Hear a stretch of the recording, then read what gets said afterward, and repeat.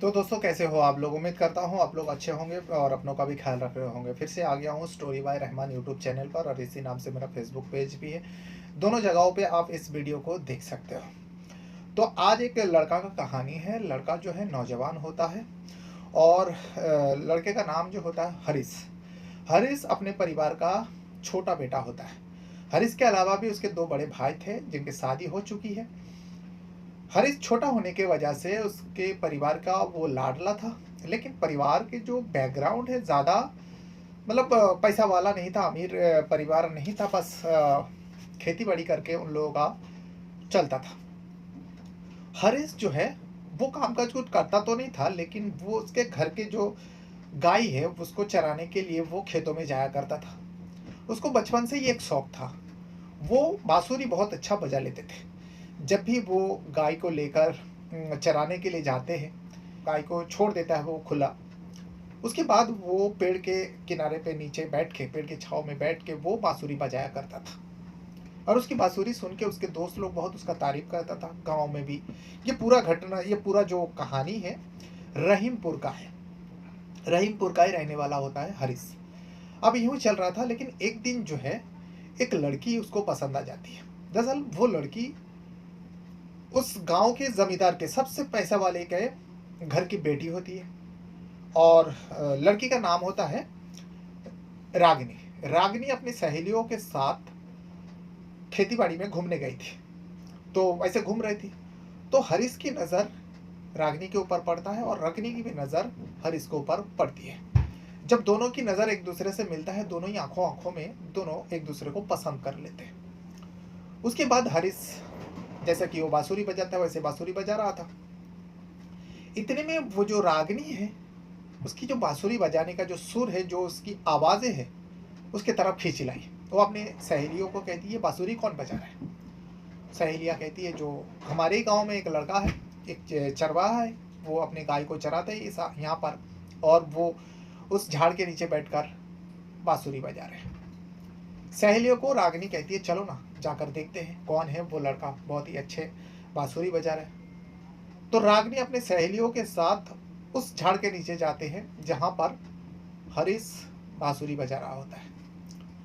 जब दूसरी टाइम हरीश की नज़र उस रागिनी के ऊपर पड़ता है और रागिनी भी देखकर तंग रह जाती है, क्योंकि इतनी सुरीली आवाज़ से हरीश उस बांसुरी को बजा रहा था कि रागिनी का एकदम दिल खिल उठता है और उसे ऐसा लग रहा था जो वहीं बैठ जाए और ये बांसुरी वो घंटों तक सुनती रहे। जाती है, थोड़ा बहुत सुनती है, उसके बाद दोनों एक दूसरे का नाम जानते हैं। हरीश कहता है जो मैं इसी गांव का रहने वाला हूँ, मेरा नाम हरीश है।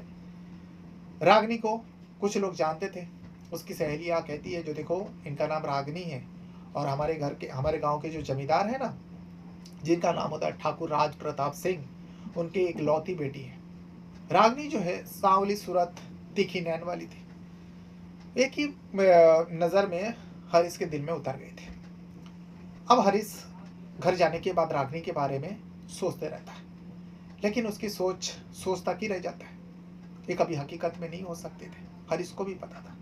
बस यूं ही चल रहा था। फिर से एक दिन रागिनी को ख्याल आया चलो खेती बाड़ी में घूमने जाते हैं, अपने सहेलियों को लेकर फिर से निकल पड़ते हैं। तो देखता है कि वही हरीश झाड़ के नीचे वो बांसुरी बजा रहा था। रागिनी फिर जाती है। जाने के बाद अब दोनों में बातचीत होती है। दोनों के बातचीत का सिलसिला शुरू हो जाती है। उसके बाद आए दिन जो है रागिनी घर में बहाना करती है और ये कहकर आती है जो मैं मंदिर जा रही हूँ। अब मंदिर के बहाने में वो अपने सहेलियों के साथ खेतीबाड़ी में चले जाते हैं और हरीश से मिलती, हरीश से बातें करती। धीरे धीरे ये सब बातें करते करते अब दोनों एक दूसरे को पे प्यार में पड़ जाती है। प्यार में तो पड़ जाता है, लेकिन कहाँ एक उस गांव के जमींदार, सबसे पैसा वाला अमीर व्यक्ति का बेटी, एक लौती बेटी, और कहाँ एक गरीब लड़का हरीश, एक चरवाहा है, वो कुछ कामकाज भी नहीं करता था। घर में दो भाई और थे, शादी करके वो लोग सब अलग अपने अपने ज़िंदगी जी रहे। तो नामुमकिन जैसा था ये, लेकिन दोनों प्यार एक दूसरे को बेशुमार करने लगे। इसी बीच इसी बीच जो है एक दिन हरीश और रागिनी बातें कर रही थी उसी झाड़ के नीचे, एक दूसरे के करीब बैठ के। तभी रागिनी का एक चाचा है जिनका नाम है बलबीर सिंह। बलबीर सिंह की नज़र इन दोनों के ऊपर पड़ जाते हैं। फौरन जो है बलबीर घर आते हैं और आने के बाद अपने बड़े भाई राज प्रताप सिंह को यानी रागनी के पिता को सारी बात बताते हैं। रागनी के पिता इस बात को सुनने के बाद उनके दिल में बहुत आघात पहुंची, चोट पहुंची। रागनी आती है, रागनी से बातचीत करते हैं, क्योंकि बड़े लाड प्यार से उसे पाली थी, इकलौती बेटी थी। कभी डांट फटकार तो लगाए नहीं थे राज प्रताप सिंह ने। इस बारे में भी बहुत ही प्यार से पूछा राज प्रताप सिंह ने अपनी बेटी से, जो बेटा ऐसे ऐसे सुनाई दिया और तुम्हारे चाचा बलबीर सिंह ने उन्होंने खुद देखा है, तो इसमें क्या सच्चाई है। इसमें रागनी जो है अपने पापा के आंखों में आंखें डालकर पूरी बात, पूरी सच्चाई बता देती है। जो हाँ पापा, हमारे गांव में एक लड़का है हरीश नाम का, वो बहुत अच्छा बांसुरी बजाता है और वो मुझे बहुत पसंद है पापा, मैं उसी से शादी करना चाहती हूँ, आप मेरा उसी से शादी करवा देना। अब लड़की का एक बचपना समझकर पिता जो है गुस्सा तो बहुत होता है, लेकिन अंदर ही अंदर वो पी जाते हैं, जाहिर नहीं होने देते। लेकिन यहाँ कहाँ जमींदार और कहाँ एक चरवाहा, इसके विरोध में बलबीर सिंह ने बहुत कुछ कहा था अपने बड़े भाई साहब को, राज प्रताप सिंह को, जो लड़का बिल्कुल ही अच्छा नहीं, उसका परिवार तो ऐसा है। तो इसीलिए राज प्रताप सिंह अपने बेटी को कहते हैं ठीक है बेटा, तुम उसे भूल जाओ, मैं तुम्हारा शादी करवा देता हूँ, एक अमीर घर का लड़का देखकर, उससे भी हैंडसम, उससे भी खूबसूरत लड़का देखकर तुम्हारा शादी करवा देता हूँ। लेकिन रागिनी तो उसके प्यार में पागल हो चुकी थी।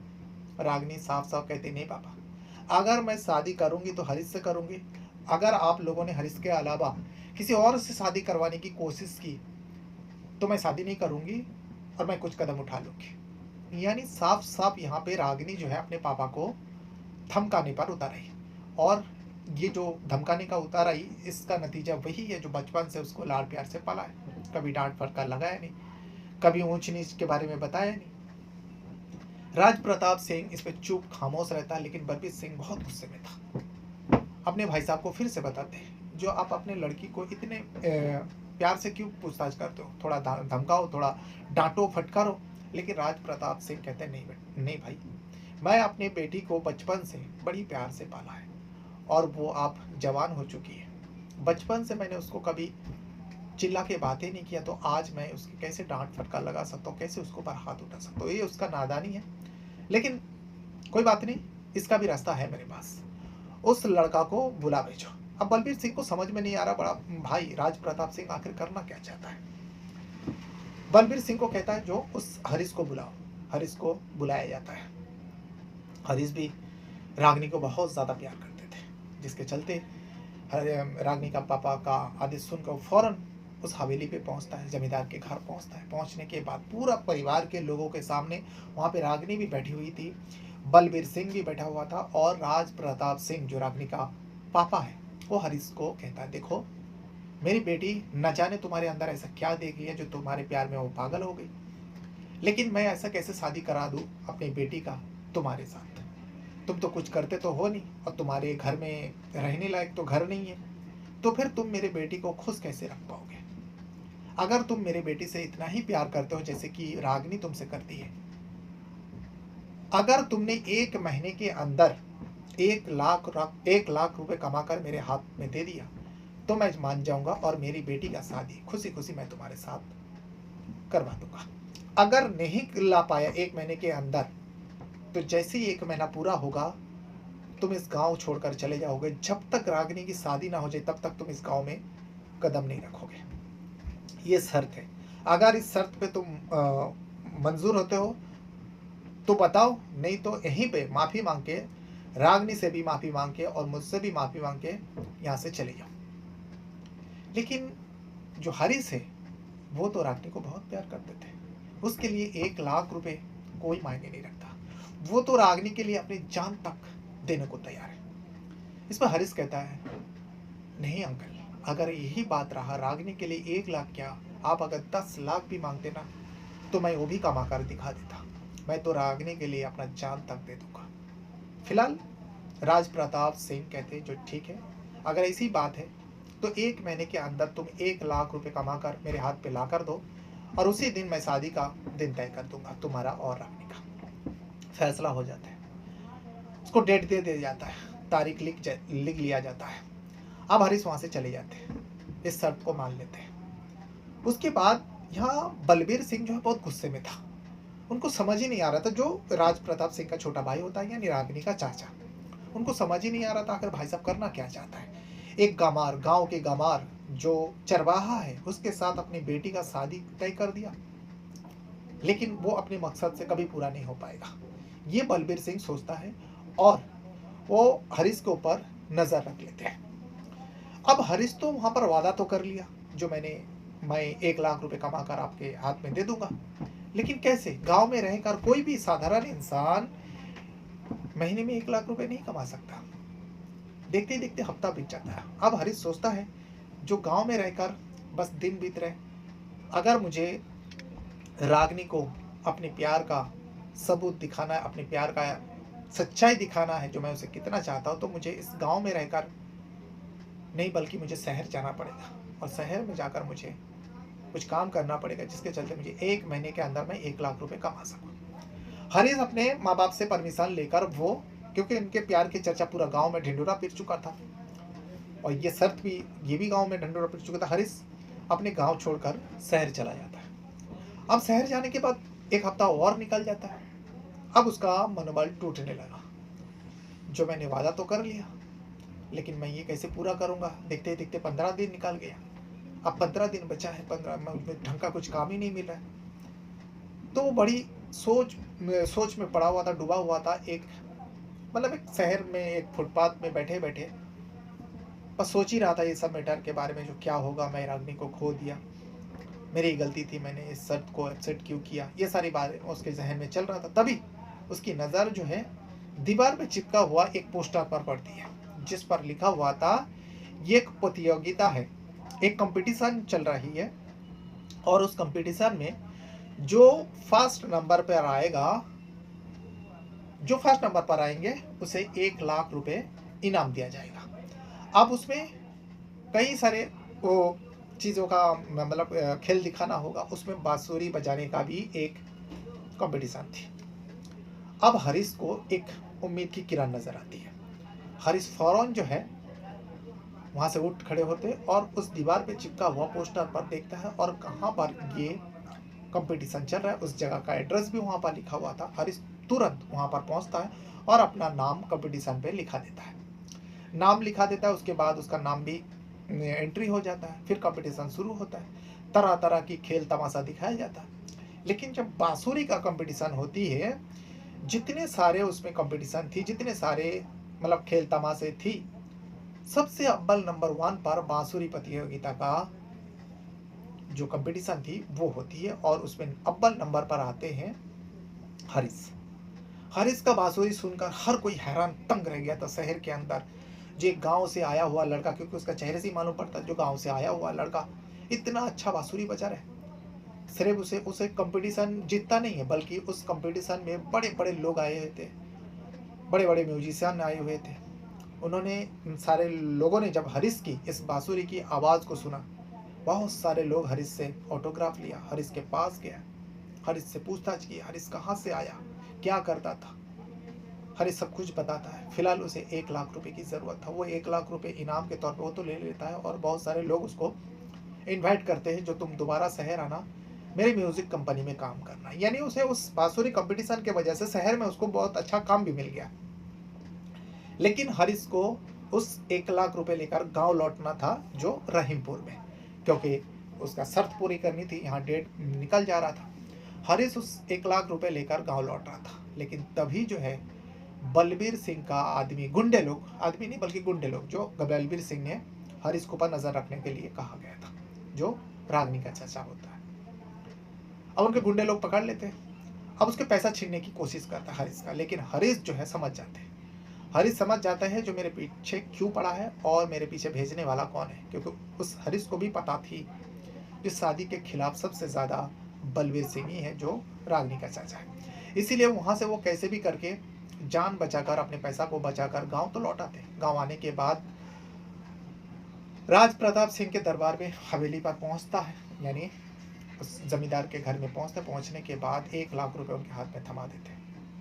इसमें राज प्रताप सिंह भी बहुत खुश हो जाते हैं। राज प्रताप सिंह इसलिए खुश होता है क्योंकि उन्हें लगा जो वाकई ये जो हरीश है, ये बहुत ही कमाल का लड़का है, ये चाहे तो कुछ भी कर सकता है। बस 15 दिनों के अंदर वो 1 लाख रुपए कमा कर आया है, तो मेरी बेटी को खुश रखने के लिए वो कुछ भी करने को तैयार था। तो अगर मैं इससे भी ज़्यादा शर्त रखता शायद वो भी पूरा कर देता। इसीलिए राज प्रताप सिंह सोचता है नहीं, मेरे बेटी के लिए इससे अच्छा लड़का कभी मिल ही नहीं सकता। शादी का दिन तय हो जाती है। जैसे यहाँ शादी का दिन राज प्रताप सिंह तय करता है, यहाँ बलबीर सिंह का खून खौल उठता है। वो जाहिर नहीं होना देता, क्योंकि वो जानते थे जो बड़े भाई के खिलाफ जाना यानी बहुत बुरा होगा। इसीलिए बलबीर सिंह इस रिश्ते से बहुत ज़्यादा नाराज हो जाता है और वो एक प्लानिंग करता है। प्लानिंग ये करता है जो कुछ भी हो जाए मैं इस शादी को तो बिल्कुल ही नहीं होने दूंगा। एक गंवार मेरे परिवार मेरे खानदान का दामाद कैसे हो सकता है, एक चरवाहा है। मेरे बड़े भाई साहब तो अपनी बेटी के प्यार में अंधा हो चुका है, लेकिन मैं अंधा नहीं हूँ। मैं इस शादी को किसी भी कीमत पर नहीं होने दूंगा। बस वो अपना दिमाग में ये सब दौड़ा रहा था जो कैसे भी करके इस शादी को रोका जाए, लेकिन कैसे। इसीलिए बलबीर सिंह एक खौफनाक प्लान कर लेते हैं। बलबीर सिंह सोचता है मैं उस हरीश को ही मरवा देता हूँ या मार देता हूँ, जान से मार देने का सोच लेता है। उसके बाद बलबीर सिंह जो है एक दिन अचानक एक खाने का डिब्बा लेकर, क्योंकि शादी को बस कुछ ही दिन बाकी रह गया था, दिन फिक्स हुआ। यहाँ शादी की तैयारी चल रहा था रागनी के घर में। तभी जो है बलबीर सिंह एक खाने का डब्बा लेकर हरीश, क्योंकि उसी गांव की बात है, रहीमपुर की सब बात है, एक खाने का डब्बा लेकर वहाँ पहुँचता है हरीश के पास। हरीश अपने गाय को चरा रहा था वहीं खेती पे और बांसुरी बजा रहा था। अचानक बलबीर सिंह वहाँ पे पहुँचता है और कहता है बेटा हरीश, ये लो तुम्हारे लिए मैं कुछ लेकर आया हूँ। हरीश पूछता है चाचा जी क्या लेकर आया हूँ। तो इसमें बलबीर सिंह कहता है अरे मैं तो नहीं आना चाहता था, लेकिन तुम्हारी जो होने वाली बेबी है मेरी भतीजी रागनी, वो बड़ी प्यार से बनाया है। कहने लगे चाचा जी आप अगर खेत की तरफ जा रहे हो तो ये थोड़ा मैंने खीर बनाया, इस खीर को लेकर जाओ और हरीश को दे दो ना, मेरा नाम बताना। हरीश जैसे ही रागनी का बात सुनते अपने कानों में पड़ते वो बहुत खुश हो जाता है। उसके लिए पहली बार रागनी ने कुछ भेजा था खाने के लिए, खीर भेजी थी। इस वजह से हरीश भी उस खीर को फौरन जो है खाने के बाद ही जो है हरीश वहीं पे तड़प तड़प कर दम तोड़ देते हैं। अब जैसे हरीश की मौत हो जाता है ये खबर जो है गांव में एकदम आग के जैसा फैल जाती है। पुलिस भी आती है, सब कुछ किसी को समझ में नहीं आ रहा ये सब कैसे हुआ। फिर बाद में जब पोस्टमार्टम होता है हरीश का तो पता चलता है हरीश को खीर में जहर मिलाया गया। जांच में पता चला, लोगों को ये भी पता थी जो बलबीर सिंह ही ऐसा कर सकता है, क्योंकि बलबीर सिंह को ये शादी बिल्कुल पसंद नहीं थी और हरीश तो बिल्कुल ही उसे पसंद नहीं था। इस वजह से बलबीर सिंह के ऊपर डाउट हुआ और बलबीर सिंह से जब लोगों ने, गांव का ही लोगों ने पूछताछ किया तो बलबीर सिंह ने आखिरकार मानता है जो हाँ मैं ही उस खीर को हरीश को खिलाया था, क्योंकि मैं ही नहीं चाहता था हरीश की शादी मेरी भतीजी से हो। इसे जैसे सुनती है रागनी तो एकदम से पागल सी हो गई थी हरीश के मौत के बाद। रागनी को जैसी पता चलती है जो चाचा जी ने खीर में जहर मिलाया, रागनी उसी खाने को जो जहर थी क्योंकि वहाँ पे पड़ा हुआ था उसको भी खा लेती है। खाने के बाद उसका भी मौत हो जाती है। जब चाचा के सामने यानी बलबीर सिंह के सामने अपनी भतीजी तड़प तड़प कर दम तोड़ती है, इसे देखकर चाचा का भी दिल कलीजा फट जाते हैं। चाचा को भी एहसास हो जाता है जो उनसे कितनी बड़ी गलती हुई है। अब इस गलती का कोई पछतावा नहीं था। उसके बाद बलबीर सिंह खुद पुलिस के पास जाती है और जाने के बाद अपना गुनाह कबूलता है और कहता है जो हाँ मैंने ही हरीश को खीर में जहर मिलाकर पिला दिया, जिसके चलते हरीश का मौत हुआ और उसी खीर को मेरी भतीजी ने भी खा ली, क्योंकि जब उसे पता चला मैंने हरीश को मार डाला खीर में जहर देकर, उसी खीर को मेरी भतीजी ने भी खाया और वो भी मर गई। मैं जिसके लिए ये सब कर रहा था वो भी तो इस दुनिया में नहीं रहा, तो इसीलिए मैं अपने आप को सरेंडर करने आया। बलबीर सिंह पुलिस के सामने सरेंडर कर देता है और उसके बाद ही कहानी जो है सुर्खियों में हर जगह में चलने लगती है। ऐसी प्रेम कहानी जो बाकी मर के भी अमर है। जो भी इस कहानी को सुना है, अगर आप पहली बार सुने हो तो आपको कैसे लगी ये कहानी आप कमेंट बॉक्स में ज़रूर बताइएगा। वैसी कहानी मैं लेकर आता हूँ। अगर इस तरीके का कहानी आप लोगों को सुनना अच्छा लगता है तो भी बताइएगा, मैं ऐसी कहानी लव स्टोरी लेकर आया करूँगा। तो अपने साथ साथ अपना परिवार का भी बहुत ज़्यादा ख्याल रखिएगा। Thank you very much.